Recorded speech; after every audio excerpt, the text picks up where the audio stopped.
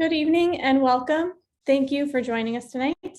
My name is Marisa LaFleur, and on behalf of Harvard Bookstore, I'm very pleased to introduce this event tonight with Mondiant Dogon presenting his memoir, Those We Throw Away Are Diamonds, A Refugee's Search for Home, in conversation with Jenna Krajeski. Again, thank you for joining us. Through virtual events like tonight's, Harvard Bookstore continues to bring authors and their work to our community far and wide. Every week, we'll be hosting events here on our Zoom account, and you can always find our full event schedule on our website at harvard.com/events. You can also go there to sign up for our email newsletter and browse our bookshelves from your home. This event tonight will have closed captioning available. Depending on the version of Zoom you're using, you may need to enable captions yourself by clicking the closed caption button on the bottom of your screen. Also, this evening's discussion will conclude with some time for your questions. If you have a question for our speakers at any time during the talk tonight, you can click on the Q&A button at the bottom of your screen, and we'll get through as many questions as time allows. In the chat, I'll be posting a link to purchase Those We Throw Away Our Diamonds on harvard.com, as well as a link to donate in support of this series and our store. Your purchases and financial contributions make events like tonight's possible and help ensure the future of a landmark independent bookstore. So thank you for showing up and tuning in. In support of our authors and the incredible staff of booksellers at Harvard Bookstore, we sincerely appreciate your support now and always. And finally, as you may have experienced in virtual gatherings already, technical issues may arise. If they do, we'll do our best to resolve them quickly, and we thank you for your patience and understanding. And now I'm so pleased to introduce tonight's speakers. Mondiant Dogon is an author, human rights activist, and refugee ambassador. He was forced to leave his home in the Democratic Republic of Congo at 3 years old because of the Rwandan genocide against Tutsis and began living in refugee camps in 1996. His new book, Those We Throw Away Are Diamonds, tells his story over a lifetime of facing both violence and prejudice as a refugee. The New York Times calls it a poignant memoir, rendered with delicacy and insight. And in a starred review, Kirkus Reviews describes Those We Throw Away Our Diamonds as a beautifully heartfelt, plain-spoken account, an eloquent and necessary plea for compassion for war refugees everywhere. Mondiant will be joined in conversation tonight by Jenna Krajeski, who is an author and reporter for the Fuller Project and a Knight Wallace Fellow at the University of Michigan. Her writing has appeared in the New Yorker and the New York Times, among many other publications. We're so happy to have them both here with us tonight. Without further ado, I will turn the digital podium over to Mondiant and Jenna. Thank you so much, Marisa, for having us.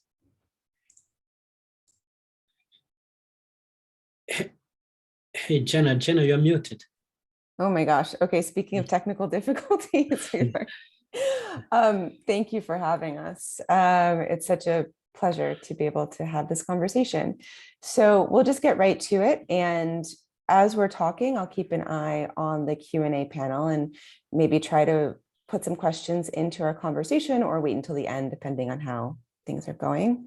But I wanted to start, Mondiant, by asking you about the term forever refugee. What you experienced growing up living for over 20 years in Gihembe refugee camp in northern Rwanda is what is formally recognized as a protracted refugee situation. And this is what the UNHCR calls any situation where 25,000 or more refugees from the same place live in the same place for over 5 years. So Syrian refugees are now in a protracted refugee situation in Turkey. Afghan refugees have been in a protracted refugee situation in Pakistan for 40 years. But forever refugee means something a little different. It's kind of a feeling and experience. So can you talk about that, define what that term means to you and why you chose to write about it?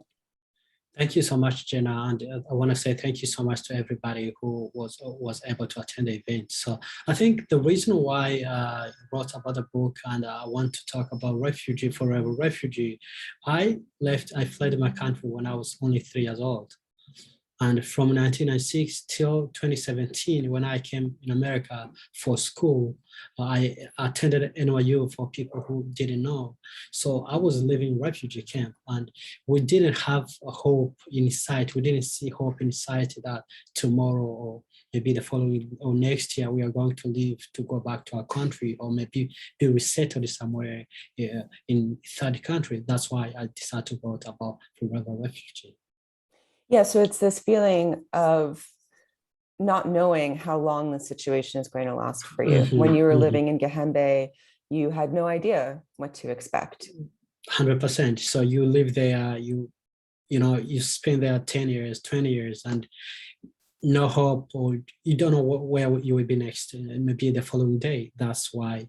And people stay there, people, I got lucky and came to America, but there's some people are still there and still have the same feelings they had in 1996. Yeah, that's so interesting. And it creates this connection too between you in Gehembe and, like I said, Afghan refugees who have been living in Pakistan for 4 decades, Syrian refugees. There's this kind of, I think to a lot of people, surprisingly large number of refugees around the world who are forever refugees or people living in a protracted refugee situation. It challenges, right, some of the maybe images that we have of refugees as it being a temporary situation. For you, it wasn't. No, it wasn't. Yeah. You do talk about in the book, really beautifully describe what you call the moment that you became a refugee. It was when you were 3 years old. You were fleeing, right? And things just changed. There was the before, when you were living in Congo as a young boy, and you thought you knew what your life was going to be. And then there was the after. So can you describe what that moment was like? What was happening in that moment where you sort of crossed over from being the Congolese son of cattle farmers to a refugee? I think, Jenna, back in the Congo, we had everything. I grew up, my dad had many wives, more than, I think, 2 wives. So I had many half brothers and half sisters. Life was very enjoyable, and suddenly, but that life didn't last so long. So we fled the country in 1995 and went to Congo. When we went to Rwanda, when we crossed the border to Rwanda, started living in refugee camp, life was completely different. We start starving. We start to see that, we were living in refugee camp, a very small tent. So life was completely different. And I was young, but my family, I think, and my older siblings are the one who suffered the most back at the beginning of, fleeing the country and starting living in refugee camp. Why do you think that the older people in your family suffered more than you? I think the reason why they knew the life we were coming in. For me, in the village where I was born, I did have many friends who play around on the veranda of our house. But when I came to refugee camp, where everybody we are very squeezed in a refugee camp, I met also a lot of young refugees like me. So we played together, we play Mankara, we played hide and seek. For me, I didn't care whether we are refugees or not, because we lived in refugee tent with other young children refugees. So for me, I didn't care much. So your parents and your older siblings were just more aware of how life had changed and how hard life was going to be from now on. That brings up an interesting idea of memory, which is something that it's a big part of this book, because you're writing about things that happened a long time ago, a lot of them to you when you were very young. So you actually make an effort to say, okay, there are kind of different layers to my memory. Some of them are things that I remember. Some of them are things that were told to me. Some of them are sort of have this dreamlike feeling. One of the moments that you described to me that really stuck with me when we first started talking for the book was when you're fleeing Congo and your uncle is killed in front of you and his head is cut off. And that you have this really vivid memory of him talking to you after his head is cut off. And even though you know that can't possibly be true, it feels so true. So tell me a little bit about that. How did you come to terms with that when you were thinking of writing the book? How did you know what memories to trust and know the things that had just been told to you by your parents, how memory factors into this book for you? Yeah, I think as I said, half of my book was remembered, and other was told by my family, my friends, the refugee camp, like the history of Wagogo people. That was told by my parents or the old people from my community. But when I was writing the book, I even though I was 3 years old, but many of them I remembered. Like when my uncle Gassasira was beheaded, I was there. I watched it. I can't remember everything, every single thing they spoke, the people, the murders or the killers, but I remembered everything. So something that was very difficult for me when I was writing the book was just to speak up for something that was in me for 20 years. It was really hard. That was very difficult things. And also my family or my friend to be able to share that kind of stories, something that they've been through, especially about massacres or genocide. That was something that was very, very hard for me and the people around me. But other things was completely, if it's something I remember and something maybe I was told by my family. Yeah, but that's so difficult though, to be able to try and unearth those memories. Was that, what was that experience like for you in trying to write the book, to have to confront all of these things, so many terrible things? Yeah, it was not easy because sometimes I told my parents that I was writing the book, and in refugee camp in Gihembe or other refugee camp in Rwanda, we live in this kind of silence mode where you live there, nobody want to talk or share their stories or what they have been through. So everybody want to keep that inside to them. And when I told my parent that I'm going to write a book, every say, no, don't do that. Nobody spoke about that. Why are you going to speak up? You keep that inside you. So it was not, I had this power of me writing, this feeling of wanting to write a book, and also the power from my community saying, don't do that.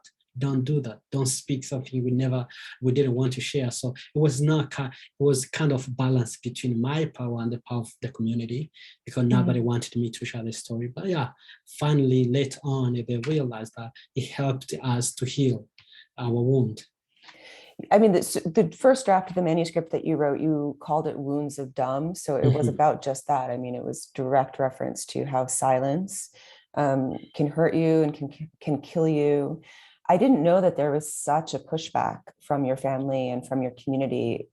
Why? Because people didn't want to think about the things that you wanted to write about? Yeah, if you live in refugee camp, you live for donors. You only live for people who give you food. You only you only provided everything from water, from shelter. So sometimes my family or my community, they say, if you say these people are not going to give us food again, people are not going to give us water. So you live in that kind of insecurity or fear of speaking up, and maybe maybe the people who gave you shelter, maybe the host community or the international community say, why are you speaking up? So we appreciate it for every little things we are given. We are not allowed, or we live in the place where in the states where we say, just wait people to give us, but no complaining, or just say, speak up for something you don't like. So there's a feeling that if you talk about all of the things that happened to you, because you experienced violence in refugee camps too, which I think is another thing that's really surprising. People tend to think that once you arrive at the camp, maybe the most dangerous part of your journey is over. That wasn't the case for you. So there was a feeling that if you spoke about these things, it was like complaining, like you weren't appreciative enough of the camps and what they offered you. So you have to be appreciative. No matter what no matter what challenge you face, you say thank you so much. So the thanks note, I think, is the most important things needed from other people, from refugees. Everybody needs. They don't want them to complain.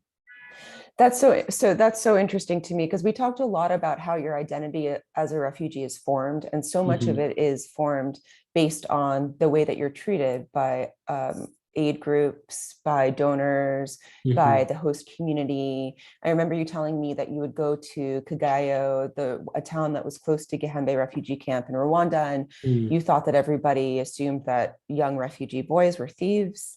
When you were back in Congo, after you went with your brother and your father when you were forced to repatriate back to Congo, everybody assumed that you were a child soldier. So can you talk a little bit about that, your identity as a refugee? I mean, what did it mean to you to be a refugee when you were growing up in Gihembe and to others around you? Then I think it's, if you live in refugee camp, particularly in refugee camp, because the refugee, you may be a refugee, but urban refugees. But when you're a refugee living in refugee camp, the people around you, they see like somebody who is like miserable. And for these people, if you don't have the food, you wait to the World Food Program to provide you food every month. And in Gihembe, we're giving only $70 for food and for water. And $70, that was not enough. And when we went to fetch water outside of refugee camp, the local community, they saw us, they tried to be attentive for their possessions. They say, those are refugees are coming down and they may steal our possession, our stuff, maybe our clothes, our shoes, which sometimes it makes sense. We didn't have nothing. We were barefoot, we didn't have food. So that's, I think, it made sense for me to be afraid of us. But on the other hand, that was not the people we were. We were people we know we were suffering from. We had a lot of things that we suffered from, a lot of things, but we also had values of the community that we were taught to by the community. I want to go back to actually Mudende, and that's the name of the refugee camp where you survived 2 massacres there. They're really infamous moments in the history of the Rwandan genocide, not only because people realized that refugee camps could be places of extreme violence, but also because it was very clear that the genocide was not over. So one of the things that I found so moving in working on this book with you was you talked about your friends Celestine and Patrick I think for the first time. What was it about? Well, tell us a little bit about them and what happened to them, and also why you chose to tell their story in the book when you hadn't really talked about it your entire life. Yeah, these were the best friend of mine. So I arrived in Mudende refugee camp in 1997. I think it was in the summer, July 1997. And when I arrived in refugee camp, one tent in refugee, 10 families lived in one tent. So in the tent where we first lived in, there was other guys like Muramira, Rakiagizo, like Celestine and Patrick. But Patrick and Celestine, we became very, very close friends. We competed in everything. We play hide and seek in refugee camp. We ran, even in eating, I remember, we ate so fast to make sure to see who was the fastest. So with everything we competed, and we had different dreams.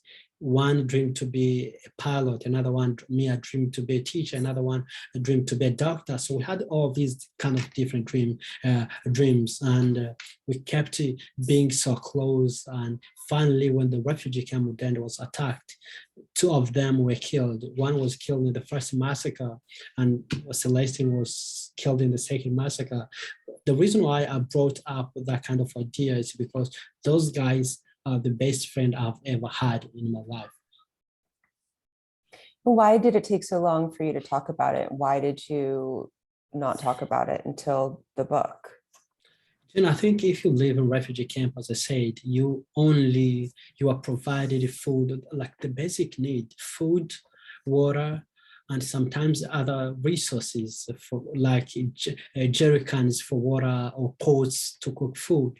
But these international organizations, they don't remember that these people who live in refugee camp, they also need something. They had also invisible pain. They also have invisible wound, which is like trauma, this kind of fear in them. So we didn't have the opportunity where we can, it's an open space where we can share stories. So that's why everybody in Gihembe keep everything inside them. So there is no space to be able to share stories.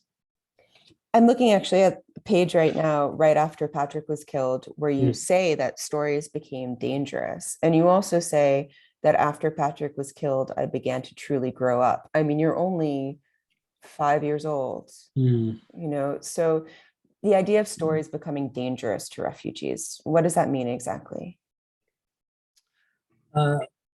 I think if you live in refugee camp, you feel if you live in refugee camp protected by the UN or the host community, you feel that that's a safe place. But you realize that in refugee camp, it's not a safe place. Either you may be attacked or maybe you may mentally be described the way you are not. So that's why everybody in refugee camp started being, having this kind of fear of also still living in refugee camp if the refugee camps are still being attacked. That's what I meant. You also talk about how before the Mudende massacre, Mhm. you had this passage where you talk about how you and your family tried to be good refugees. And part of that was, of course, staying in the camp, following the rules, but it was also trusting the Rwandan government to help you, trusting UNHCR and the Red Cross to help you. And that trust was hard to come by, but you really tried at least to seem like you trusted them. And then was that just over after the Mudende massacre? Did you start trusting these organizations or start trusting the Rwandan government again, or was that slow to come? Yeah, I think, we did. Like, for example, the UN and the Rwandan government, these are the people who always stood by our side. We had a lot of challenges, but these are the people from January to December, these are the people who stood by our side. We started, it was not easy, but that was the only choice. And also to be able to move on was to trust them and build maybe the life around them. Well, you said earlier that a refugee, you have to constantly be aware of donors, right? I mean, when you think of what a refugee camp looks like, you think of a lot of banners or UNHCR, different organizations that have donated, school supplies, they have a sign up. So you're always reminded of the fact that you're going to school, what you're eating is provided by this outside organization. But I wanted to know, because you arrived in Gihembe, still a very young child, and there are certain parts of the young refugee experience that I don't think a lot of people are aware of. The things that you describe of playing with your friends and kind of having this ability to shut out the refugee camp in the world was sort of your your gift as a child that the older refugees didn't have. But at the same time, as a child, there were ways that you uniquely suffered, right? So having to take risks to go and collect firewood or go to school. I mean, can you just describe a little bit what it's like to be a young child in a refugee camp? I mean, what is your everyday life like? What risks do you take? What do you do? Yeah, living in refugee camp is very risky. And in refugee camp, we are allowed. At the beginning, refugee camp is kind of a solitary confinement place. We were not allowed to go outside of refugee camp at the beginning. So, and later on, the government and the UN, they let us go outside to collect firewood or collect water. And so going there was not easy. Some of us made a lot of things, a lot of challenges. Some of them get raped and others were killed. So that was kind of challenging, a lot of challenge, and something which was kind of not easy for young or being a child in refugee camp was kind of trauma. If you live in the place for over 20 years, you're only looking a white tent, like maybe for the people who are with us, they can see that that's the place where I grew up. If you see the picture on the screen, that's the place where I grew up. You can see that if you live there only looking white tent for 20 years, that's also a kind of trauma. And because we didn't have, enough hospital where they can, where refugee can be treated, it's not easy to spend in life in this place for 20 years. So that also was a kind of post-traumatic disorder. Many of my friends or families had experienced it, but that was the most important challenge we had in refugee camp. It's so interesting to hear you say that it was like solitary confinement, because of course you were around a lot of people. It was pretty crowded, but you felt like, I guess you felt like you were inside yourself because you couldn't talk about things, or that's a different kind of sort of torture. 100%. So at a certain point in the book, your father, who had been successful back in Congo, your family owned a number of cows, you had a good life. Your father had actually studied veterinary medicine. He had gone to school, so he was very well educated. In the refugee camp, and you described this so well, it's like all of that stopped and you had to watch your parents come to terms with the fact that, their lives were totally different and they couldn't give their kids what they wanted to give them. So at a certain point, your dad said, we're going back to Congo.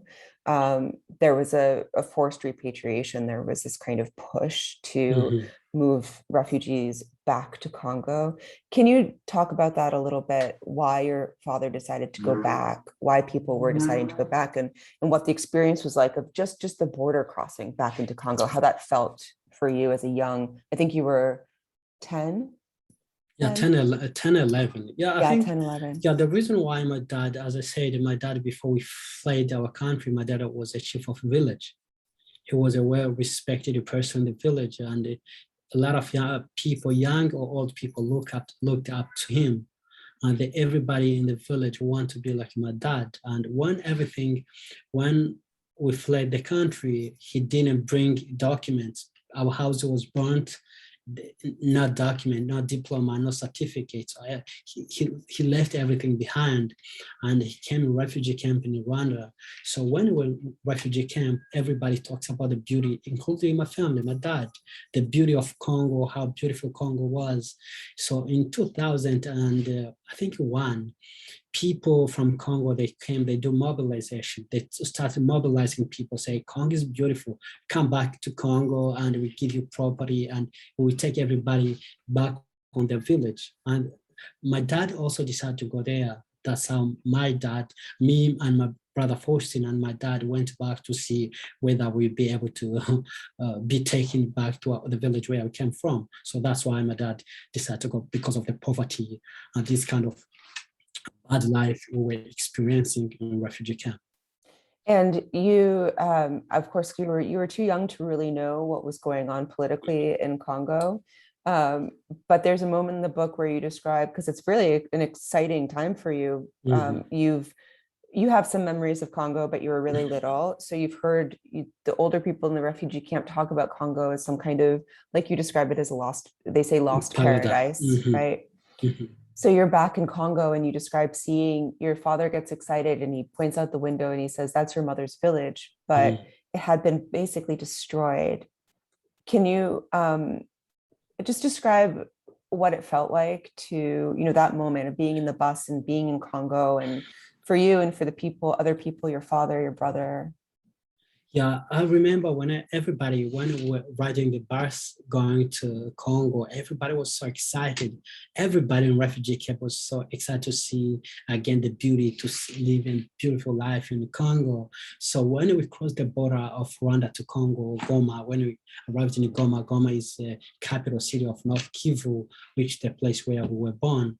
Everybody started singing, the singing of that country called Lost Paradise, where say, oh, you're going to see Congo again. We're going to see our beautiful country. Everybody was excited. And when we crossed, we kept going. And my dad, I got to the village called Burungu, where my mom was born. Dad told me, but the village I knew from my mom was not the same. The village I knew where my mom was born, even before we fled, it was a village with everything beautiful. Nice people, a huge farm, but that time was like a destroyed house, abandoned house, and also long tree forest everywhere. And my dad said, that's where your mom was born. And we say everybody was excited, but because we had this kind of hope that, when we get to Kichanga, maybe the UN and Congo will take us to the village where you come from. Many people said, yeah, that's one village, maybe other villages are so good. So went there, and that's how we realized that we were not taken to the village where we came from. It was a political reason that they brought us to Congo. Yeah, so there was this feeling at the time that by bringing these refugees back, there could be some political support for the government. And it's just such a strong example of something that I think that you talk about a lot, which is how as a refugee, you feel like you don't have very much agency of your own. You don't really, you're not allowed to, you can't really make decisions for yourself. You sort of have that taken away from you, you know. And when you go back to Congo, it is a very quick, right, disillusionment. You and your father and your brother realize really quickly, oh, this is not what we thought was going to happen. And then you become refugees in your own country. And I mean, the technical term is internally displaced people, but we continue to use the word refugee. What does that feel like versus being a refugee in Rwanda? I think it was really, it was so sad. It was sadder than being in Rwanda, being a refugee or a displaced person in your country. That felt, it made us we felt kind of so worse. I'm sorry, that's in New York City. That's in New York City. Yeah, it was very, very, we were very sad to see again being a refugee in our own country. So it didn't even, we arrived in the Kichanga refugee camp after 2 or 3 months, we realized, so a lot of rebel groups, they started attacking us in refugee camp. So from like in 2 or 3 months since we arrived in Kichanga, from then on, we slept in the swamps. And we went to hide in the forest. So we didn't stay. We did our daily course during the daytime, and at evening we went to the swamps, and also in the forest to hide. So it was not easy, and we were very sad to see people, especially our government, betrayed us. So it was kind of worse. There are a few points in the book where it feels, you know, like you're really addressing your audience and assuming that your audience is, you know, for this, at least the English edition, an American audience, right? And when you are in Kichanga, you know, the town in North Kivu, where there's this kind of informal refugee encampment for people who have come back from Rwanda, where they were refugees.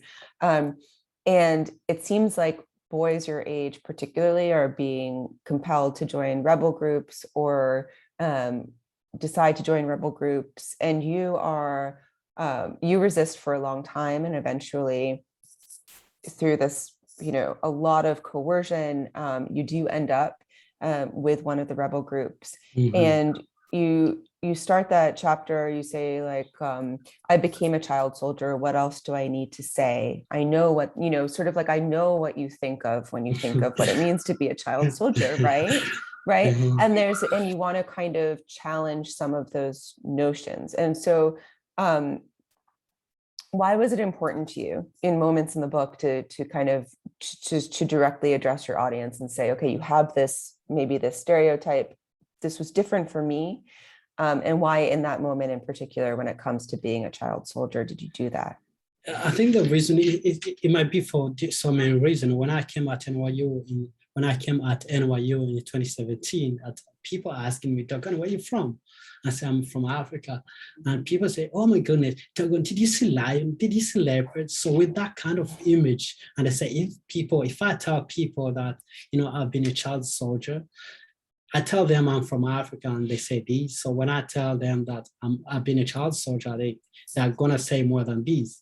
But also back in home, back in Rwanda in refugee camp, that's the story that nobody wanna share because of maybe either UN might not be happy for that, or the host community might not be happy for that. No, in international laws, they say that no refugee is eligible to be affiliated to any political situation or political party. So that's why I think I grew up that way and stayed there, and I didn't want to share about that story.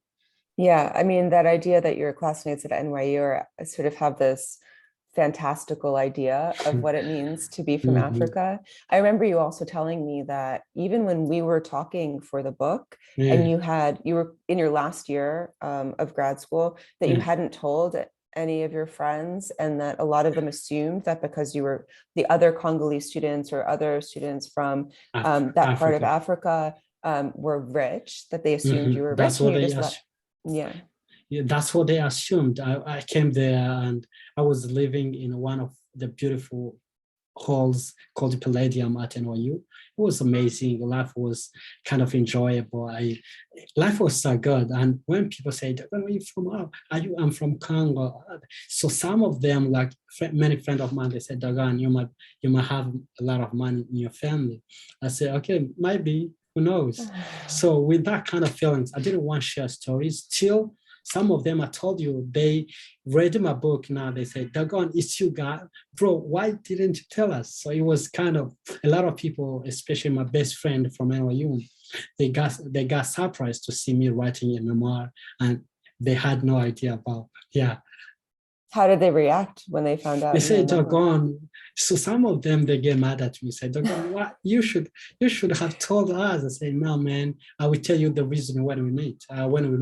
So I say, "Let me know when you come to New York City. We can meet for coffee. I will let you know." So they came down, and yeah. Yeah. Yeah, that's pretty incredible. Talk about a surprise. But so there's so much happens in the book after you do after you're in Kachanga, and then eventually, you make it. Your brother goes back to Rwanda. Your father tries to leave to reclaim your land and ends up being arrested. And then you, with the help of a family friend, cross the border also, and you're back in Gihembe. And everybody, I think that when people think of the Rwandan genocide, a lot of people are aware of what Rwanda did in order to try and reconcile after the genocide. So one of the things were these gacaca courts, which were these local courts where people could testify, they could confess, they could confront people. And this was seen as really crucial to the healing of the country. But as refugees, you were kept separate from that, right? Can you describe, because I just thought that this was so poignant. Can you describe seeing one of those courts? What was that like? I think gacaca, everybody in Rwanda knows about gacaca. And many people, there are millions of people in Rwanda who committed genocide. So for the government of Rwanda decided to not put everybody in the jail, otherwise to attend the gacaca and confess and be forgiven. And also the country keep moving. So I remember my friend and I, mostly all of us, we were refugees. We went to play soccer outside refugee camp. So we met people every Wednesday, Monday, Wednesday, and Friday. So they used to have this gathering for gacaca where people say, "I killed this family, I killed these people," and that's where we threw their bodies. So people confess and they were forgiven, some of them, and life moved on.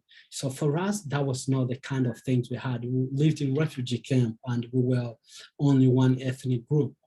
All of us were Tutsis. But I think the reason why Rwanda did that was just to help people heal and forgive each other and also move on. In refugee camp, we didn't have that kind of opportunity because we were only one ethnic group, Tutsis. Yeah, but for Rwanda, that was amazing. That was good things to do. Yeah, but I remember you describing to me seeing a couple of these trials, and that it made you feel, even scared of your neighbors. Essentially, you were hearing your neighbors, your Rwandan neighbors, confess to doing these horrible things that were similar to the things that you witnessed when you were in Congo, and in Mudende, and it scared you. It made sense, Jenna. In refugee camp, Gihembe was surrounded by host communities, and most of them were Hutus.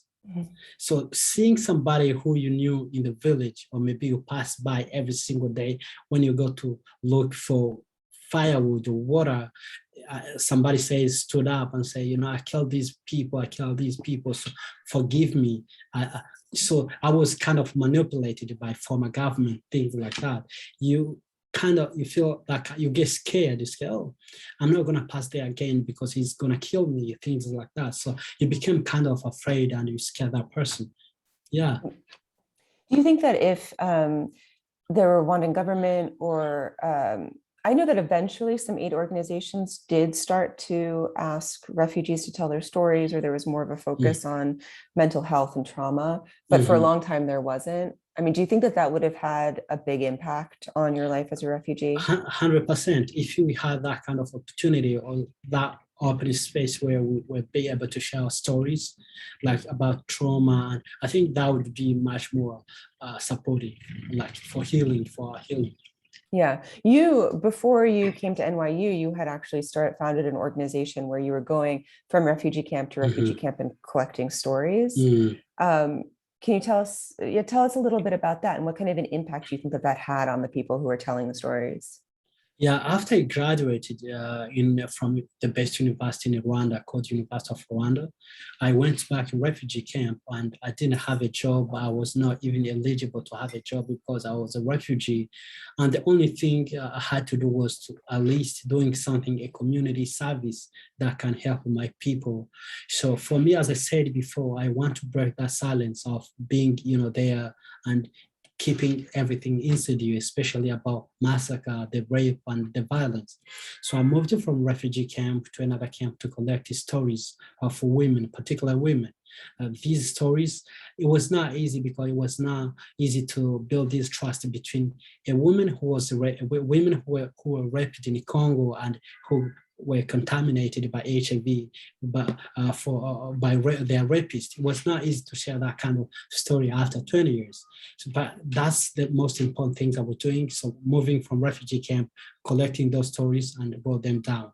Yeah, I remember you telling me that after you talk to these women that actually the rate of sexual violence in the camps started to decrease, and because there was I mean there was more of an outlet to talk about it, to report it, and we're getting some good questions, and so I want to move over to those, but I also want to just quickly highlight one thing you said about not being able to get a job, about how hard it was for you to go to school. I mean, these are the things that even when you're living in a country for 20 years, this is the reality of being a forever refugee or in a protracted refugee situation, is that you don't really tend to have a direct path to citizenship. Resettlement is really hard. Education is really hard. Are there other challenges, that you would really like people to know about when they start to think about this issue of protracted refugee situations of forever refugees? I think, Jenna, the challenge, as I can say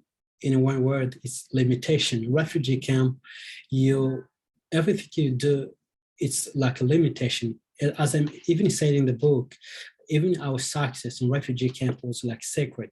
You may do really well at school with the one high school student or running college student. You may do better, way better than them, but you're not gonna get the opportunity to find a job or maybe to be appreciated by the government because you're a refugee. So the limitation was the most challenge in everything we did. That makes sense. So a couple of people have the same question, one of whom is anonymous and one of whom is our wonderful editor, Jenny Smith, to ask, essentially tell us what you want readers to take away most from your story, both about your journey and about all forever refugees. Yeah, I think that's the most, that we come back to the reason why I wrote the book. I think I wrote the book because I want people to know that, there are a lot of people who've never been in refugee camp, who even maybe read about refugees or watch TV and saw a lot of things like what is happening in Afghanistan or maybe at the border of the US, but they've never been in this place in refugee camp. So what I want to tell them is, refugees are the people who live there with no hope for the future. They play Mankara, they sit around, then wait the next day to die. But I want to tell the world that these people are amazing. They can do great things when they're given opportunity. If they can unlock their potential when they're given opportunity, it's up to us to give them love, compassion, empathy, and also give them the shelter if they come toward us. I mean, there's so much tragedy in your book, but I think it's really important to point out that there's a lot of hope too, and that there are a couple of times where you say it just directly that people in Congo, people in Rwanda will help you if you need it, and that there are moments where you're reminded of that. And then also, and recently you wrote an op-ed for Time magazine that was about sort of in response to Afghan refugees recently fleeing the country, and also the ongoing crisis at our southern border, and connecting these things, right? There's this global community of refugees, and that is really powerful. It's empowering for you as a refugee, I would imagine, to think being connected to all these people. And yeah, I think I wrote the book not only for refugees back home in Africa, but everywhere all over the world. I want to feel connected to these millions of refugees, 85 millions all over the world. If you see somebody who live in refugee camp for more than 10 years, 5 years, see them through my book. You may be in Bangladesh, you may be in Greece, you may be in Mexico, you may be in Africa. If you live the refugee camp, the life in refugee camp, pretty the same. So someone else wants to know, over the years, and now with this amazing book being published, has your experience gotten easier to talk about? Yeah, it was not easy. I think Ginny is maybe on the call. I remember when I had this kind of contract to publish my book with Penguin, it was not easy. I was with Jenna and group of people from Penguin. It was not easy to talk about. It was in 2018, Jenna, right? Yeah. 2019. Don't ask me those. Yeah, but it was almost 2018, 2019. It was not easy even to tell people, my publisher, about the story. That was the first time to publicly, to tell somebody my story, that the people are not relate to me. So it was not easy. And telling this book, the more you talk about the things that happened to you, the better you feel after telling that story. I think after being able to meet Jenna and talk and publish the book, I think I've made a really good step forward for the healing. I feel much better now. I can share my story. And the next step will be able to help my community and other refugees all over the world to be able to step into my shoes and be able to share their stories as well. Yeah. I mean, I think that anyone doubting the power of books, can just look to your story and see how much writing this book has had an impact on you and the people close to you.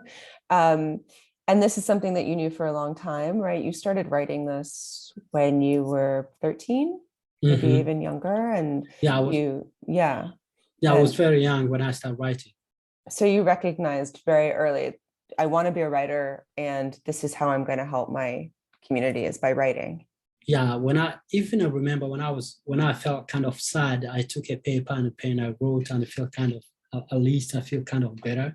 So the pain, my painkiller was writing. Since I was young, I didn't have anybody to share my story with. So yeah, I was writing. Those We Throw Away Are Diamonds. The title of the book comes from a poem that you wrote about being a refugee, and there are stanzas of it excerpted in the book, and it's such a beautiful poem. I want to make sure that we get to this question because it's a really important one. In your opinion, what can individuals and governments do to better support refugees and the rights of displaced people? Which is a very crucial question these days, especially. I think in a very simple sentence, I can say, listen to them and believe in them and give them love. That's all. Give them love. Yeah, accept them. Actually, you have a fellow Gihembe resident asking another question. Alice Mudahagora, if that name rings a bell. She says, I was born and raised in that same refugee camp. I came to USA in 2016. As Mondiant mentioned, nobody would speak about this kind of story in our community. And her question to you is, what advice can you give to her and the younger generation of forever refugees? She is living in Pennsylvania now, so she, like yourself, has left the refugee camp. But what's your advice to her? I want to say thank you so much, Alice, for attending. She's a student. I know her and I know everybody. And I taught her sister in a refugee camp. So Alice, thank you so much for attending. I think the advice I can tell people like you, Alice, and other people, we have this kind of problem. many refugees who are being resettled in America, they are not be able to go to school. They come here in America and they go to work into factory, chicken factory. They stay there, and if you stay there, you're going to work in factory till you die. But people like Alice, something I want to tell to them, everybody has a gift, especially people from back home, like Alice say, tomorrow she might be a doctor, she might be, we have people who might be NBA player, writers like me, like doctors, nurses. So we have a lot of different gifts. At least the advice I want to give, do what you love and what you are passionate about. If you do that, I think that is your gift, and that will contribute a lot to the world. This is a place we all call home. One of the things in the book that you really emphasize is how you were almost like single-minded in your focus on school, which I think can be read in two ways, and both of them are correct. One is that you were just a really good student and you were determined and you were really smart. But then I think the other way is that this is something you shared with all refugees, that you say that all the refugee families that you knew would want to send their kids to school. That was the thing that people thought, this is the only thing that can change circumstance. Do you still feel that way in refugee camps, that access to education is the most important thing? Yeah, we still have a lot of limitation about refugee students. So in refugee camp, we can go to school and we graduate to maybe high school, but we don't have funds to go to college, and we are not eligible for financial aid in Rwanda. But everybody, 99.9% in refugee camp, our parents wanted us to go to school. Most of them, all of them, they didn't go to school, so they know how bad or how it negatively affected them to not to go to school. So that's why they wanted all of us to go to school. Unfortunately, they didn't have funds or an opportunity to be able to help us going to attend college. But yeah, they do. They want us to go to school, our parents. And you also say in the book how, I mean, you studied, there was a national exam that all students had to pass in order to go to high school in Rwanda. And in addition to that, you had to have money to buy books and clothes. And so you had to get sponsorship from an aid organization or an individual donor, whoever. And that you feel like it's important for people to know that you feel like you went to school with people who are as smart, as determined, if not smarter, if not more determined, who are still in Gehembe because they just couldn't get the sponsorship or couldn't get the money. I mean, there are these moments where you feel like you're just lucky. Yeah, I think, it was not easy to go to school. I told you, I wrote at the beginning, the school didn't have chairs. We sat on stones, and instead of blackboard, we had this kind of long paper where the teacher wrote. And instead of pens, we didn't have pen. I remember, if you were rich, you had pencil. So we had a pen later on, maybe when I was in almost 8th grade or 7th. It was not easy. We had limited resources in refugee camp, but we kept it going because our parents and everybody around us in refugee camp, we knew that the only way to get out of poverty, maybe that way, was only to go to school. So I decided I spend most of my time reading, working for school assignment, things like that. But there are a lot of also people who didn't have the opportunity. They graduated. I know a best friend of mine who are way better than me, who are way smarter than I do, but they're still living in refugee camp. They didn't have the opportunity. So you may be on the call, or maybe you may have a friend. What I want to tell people, just invest in these people. These people are amazing. Invest in them, support them like the way I was supported. These will do incredible things out there in the world.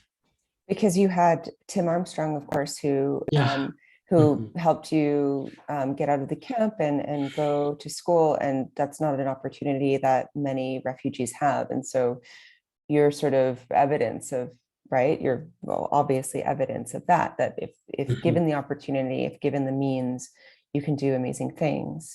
Yeah. And also I want to tell people before, Jenna, I think we moved on. I see the time is running, but I want to tell people, that's what I'm working on. I have a nonprofit organization called the Mondiant Initiative. I want people go to the website, visit our website, mondiantinitiative.org, and see what the work we're doing. You may go there and you may support us, bring these African next generation of African leaders. Yeah, that was going to be my next question, was to talk about your activism now. So you have Mondiant Initiative, which is how to help empower refugees. How exactly, can you talk a little bit about where you are now in starting the organization and what work you intend to be doing? Yeah, I think we had 2 meetings. I have great board members from here in America and from back home. We are establishing something. We want to build a program center for social emotional learning in Refugee Camp, and also support young, brilliant refugees to go to college. So that's the process we are working on, and everything will be starting in January 2nd. That's how the programs will be starting running. Great. Okay, I think that we are nearly out of time. I don't want to push it too late in case there's a farewell from the Harvard bookstore people. I'm sorry, I forgot what I was supposed to do at the very end. Okay, thanks. No, this was great. Thank you both so much for this conversation, and to everyone out in the audience for joining us tonight. We really appreciate you being here with us. And yeah, I just want to say I put in the chat a link to the Mondiant Initiative, and thank you for sharing that. And to everyone out there, thank you again for joining us, and keep reading and have a good night. Thank you so much. Thank you so much, Marisa. Bye-bye.